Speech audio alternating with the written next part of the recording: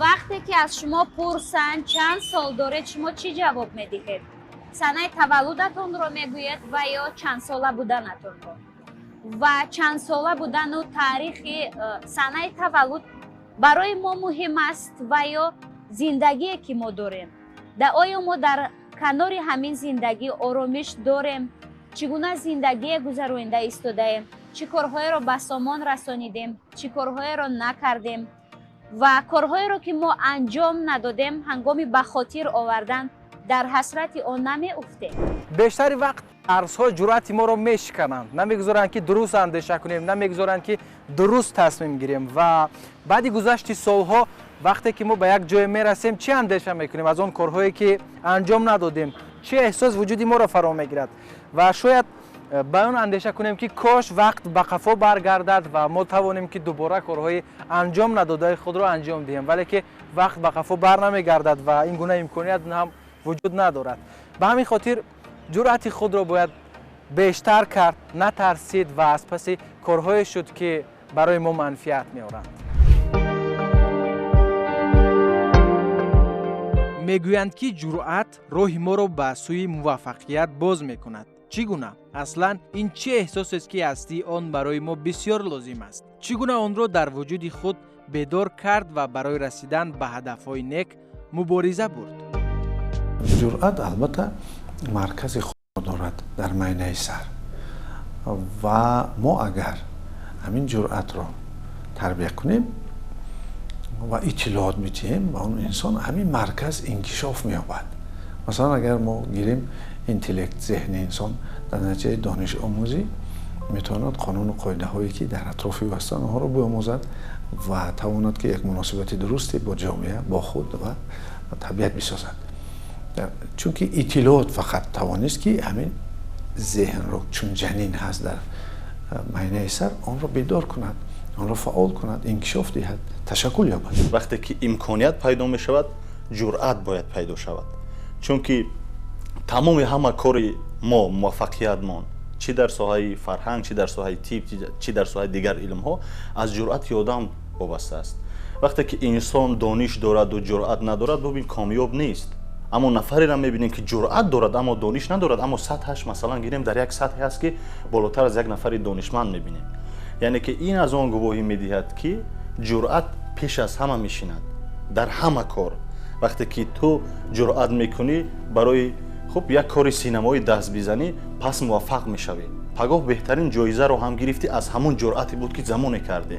اگر تصمیم میگیری اثر بنویسی خب از زمان دانشجویی شروع کنی و یک مدت طولانی هم رود، پس بدون که از زمان دانشجویی جرأت کردی تا دست بزنی به یک داستانی که آینده تو رو معرفی میکند، آینده منفعتش به جامعه میرسد. یعنی که سرچشمه همه کار ما امروز مثلا از جرأت است.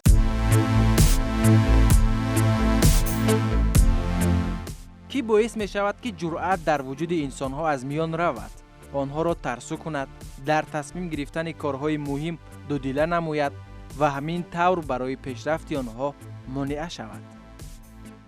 البته ما اگر به تاریخ نگاه کنیم میبینیم که در طول تاریخ بودن وقتی که خردسالان، کودکان فقط باید گوش میکردن کلانسالان را، چون که زمانه چنین بود و البته در شعور ملت ما هم یک تربیت خاصی تفکری هست، از آن جمله جسارت که باید مصلحت کنند و کلانسالان مصلحت کنند و آن را حساب کتاب کنند و حتی که ما شعار داریم که به پیر مرو که در نمانی. البته این یک خاصی تفکر خاصی روانی، اجتماعی، معنوی ملت ماست.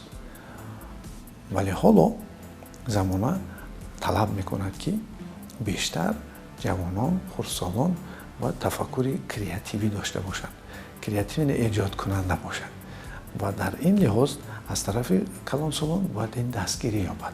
در چنین حالت آن شعاری که در جامعه ما هست که جوانان آینده ملت هستند، در آن حالت ملت ما به دست این هم جوانان میزد که تفکری خاصی ایجادکاری خود رو دارن و این سبب رشد و نمو و در عرصه بین المللی جای خود رو داشتن ملت ما میشه. اصلا برای ما عادت شده است که بعضا وقت با کودکانمون اجازت نمیدهیم که در نزد دیگران، در نزد جامعه، در نزد مهمانان، در نزد دوستانمون سخن بگویند. اصلا اجازت نمیدهیم که آنها اندیشهشون رو، فکرشون رو، نظرشون رو بیان بکنند. با این راه ما با آنها گویا راه درست رو نشان میدهیم، آنها رو نصیحت میکنیم. ولی سوال، آیا همین نصیحت های ما جسارت کودکان رو ضعیف نمیگرداند؟ ببینید جرأت میکند که میخواد یک هنرمند شود در سینما بازی کند، اما میآید حرفی اویلا میگه که ببینیم تقاید چی میگوید و این جرأتی اون جوان میکشد. الکی از همون زمان او شکست خورد، او دیگر نمیتواند تصمیم گیرد، چون که اولین جرأتش شکستند، اولین کار کردن که وای دیگر نتوانست مستقلانه تصمیم گیرد. چون که وقتی که انسان مستقلانه تصمیم میگیرد وای باوری میکند و باوری در اساس اعتماد به یک کاری هست که مثلا تو اگر تصمیم گیری که من از همه دکتری بهترین در تاجیکستان میشم، الکی تصمیم تو هست و میشوی و جرأت میکنی، میخوای کسب دکتری گیرید، اما نفری پیدا میشن نگه نه تو را تجار شب خوبتر است. در این روند مناسبت پدر و مادر با فرزند چگونه باشد؟ آیا اندیشه او را دستگیری کنند یا نه؟ وقتی که فرزند کلانی خودم رو من آوردم به لیسه راهنما، 1 سال در اینجا یعنی که تحصیل کرد و مدت 1 سال وقتی که هر روز من می آوردم از خانه تا اینجا، از اینجا تا خانه، و فقط برای من یک چیز میگفت: پدر جان من میخواهم که پیانینو را آموزم، مرا مکتب پیانینو ببر. و من از سال دوم گرفتم اون را و بردم مکتب موندم و شکر که امروز الکی مثال با قدر امکان هر چیزی که مثال خودش میخواست به همون رسیده است، یعنی می نوازد. انا همون جرأت، یعنی همون کودک رو ما به نظر گرفتم. او جرأت میکرد و هر وقت به من میگفت که پدر من میخواهم مکتب پیانینو روم، یعنی مکتب موسیقی. و من یعنی که خودم همچون پدر من نگذاشتم که یعنی همون خواسته فرزند خودم رو یعنی که پیاده نسازم. من گفتم میخوای همین رو و بردمش مکتب موسیقی. همون کودکم جرأت کرد. اگر که درست است، اگر که من نمیگفتم که نه برای تو چی در کار از پیانینو، برای تو چی در کار از مکتب موسیقی، همین لیسه میخونی، همینجا جای خودت است. لیکن اون که شوقی داشت از دوری همون باغچه مکتبی که من میخوام پیانینو نوازم و من یعنی که هر چی که خواست برای او کردم. اصلا چرا ما به دلیل میترسیم و کجای حیات ما رو همین گونه ترس ها فرا گرفته است؟ تا کجا ما زندگی پر از ترس داشتیم، ترس های به دلیل، نگرانی های به مورد. چند سال حیات ما با همین گونه احساس های ناجور سپری شده است، 1 سال، 10 سال یا تمام عمر و یا که هیچ. چگونه باید جرأت خود را زیاد کنیم و چگونه باید ترس های خود را از میان بریم؟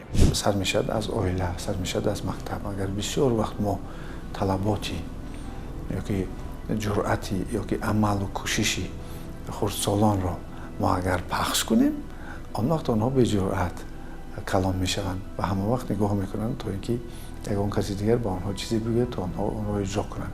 برای همین همه وقت از خردسالی اقدام را، یک کوششی کودکان را، خردسالان را باید دستگیری کرد و با مکافات آنها را سرفراز گردانید، هرچند که آنها نادرست هم کنند. و البته روانشناسان تاجیک زیست هستند به اون تربیتی که بعضا در عائله ها هست، در مکتب ها هست که بعضی طلبگان را که جرأت و دلیری دارند آنها را پخش میکنند، میترسند که این یا آن قانون را ویران نکنند، ولی فکر میکنم قانونی که در کلان سالها هست باید نسبت کودکان یک ملایم‌تر باشد و استفاده برده شود، چون که میتواند که کودک را جرأتش کند و در برابر این اراده او زیر خطر بماند. چی راهی رسیدن به هدفها موجود است؟ چگونه از میان این همه ترس ها رها شد و جرأت بیشتر پیدا کرد؟ آیا در این روند راه موجود است؟ وسیله وجود دارد که شخص با اراده، با جرأت و توانا شود.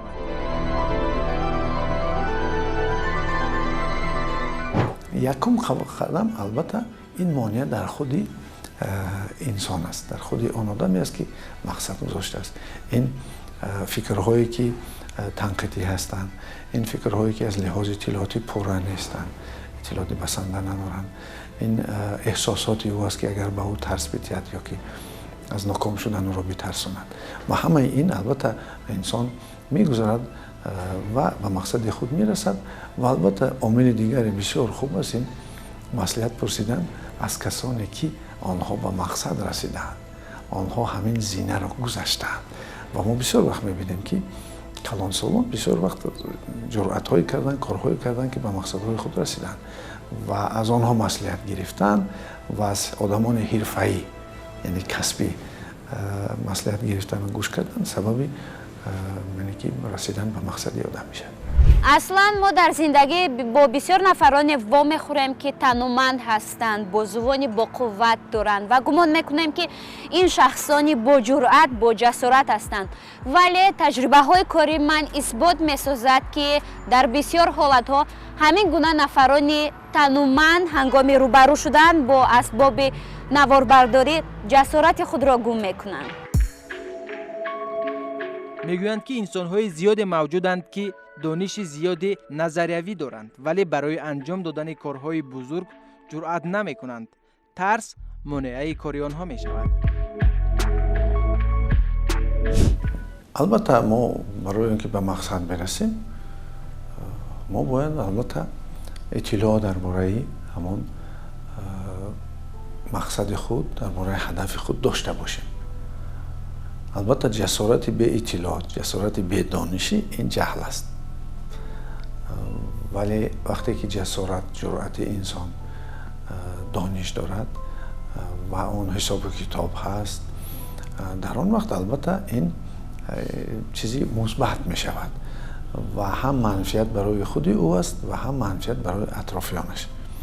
چون که دانش همه وقت انسان رو پیوست میکند به اون گروه، به اون جامعه‌ای که زندگی میکند.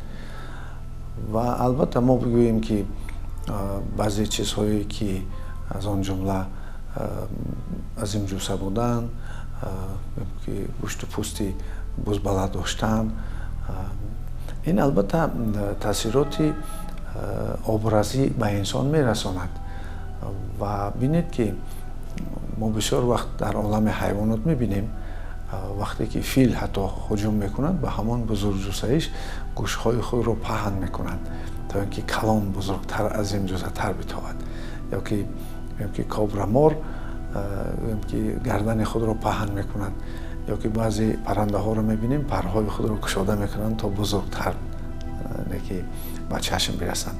و آدم هم همین با راست رفتنش، قد بلندش افضلیت خود رو نشان دهد. ولی به هر حال آن چیزی که تاثیر به چشم انسان میرساند البته این یک ذره انسان رو به اندیشه یا اینکه به یک چیز دیگری وادار میسازد تا اینکه چاره‌های دیگر بجوید. ولی ما میبینیم که بسیار وقت یک آهن یک قراقاشی میمایده که اگر سرعت داشته باشد و سم داشته باشد حتی دیوارهای بتونی را میتواند سوراخ کند. ما آن را تیر میگوییم، یعنی که هرچند که خرد هم باشد ولی چون سرعت دارد میتواند زیانی بیشتر برساند. از همین حساب البته بعضی چیزهایی هستند که وابسته از آن مقصد و مرامی که انسان میگذارد. مثلا اگر چیزی ورزشی باشد، در عالم ورزش اگر انسان مقصدی قهرمان شدن داشته باشد البته نقش میبازد از این جوسگی. ولی در مسئله های دیگر بگیم که مقصد های دیگری که مثلا در علمی مثلا فیزیک باشد، در علمی حساب و کتاب باشد، ما میبینیم که این عامل از این جوسگی یا فیزیکی کم کار میکند، عامل انتلکتوالی کار میکند. البته وابسته است از هدفی که انسان میماند. мегӯянд ки бештари вақт боварӣ ба худ метавонад ҷуръатро дар вуҷуди инсон бештар кунад ва ӯро барои анҷом додани корҳои зиёд роҳнамо бошад. яъне дар ҳама касбҳо бояд ҷуръат бошад ва фикр мекунам дар касби коргардони синамо он нафаре ки ба анҳамин касб яъне сару кор мегиранд агар ҷуръат надошта бошанд ҳеҷ вақт муваффақ намешаванд. ва бубинед ки вақте ки барои мо бовар мекунам миллионҳо пул ҷудо мекунанд ва мо филмномаро мегирем ва мо фақат бубин анҳамун ҷуръат аст ки моро медорад ва мо меравем ба сӯи муваффақият. агар анҳамун ҷуръат набошад бубинед ин кори саҳлу осон нест ки инқадар пули калонро мегирӣ ва инқадар ҳунармандҳоро даъват мекунӣ ва бояд филм. агар анҳамун ҷуръат набошад мо худи анҳамун маблағро мебинем ва фикр мекунем оё филми мо муваффақ мешуда бошад намешуда бошад. он нафаре ки барои мо пул дод барои гирифтани филм оё мо онро қаноат карда метавонем ба воситаи кори худамон ё ин ки ба воситаи филмамон. яъне ки ин корҳо хеле зиёд аст дар соҳаи кинематография ки зиёд мисол маблағҳое ки миллионҳо ба даст меоранд ва филмҳошон муваффақ намешавад. ва фикр мекунам ки ҳамиҷа ҳамин нақши ҷуръат аст ки эҷодкорро коргардонро ба як ҷое мерасонад.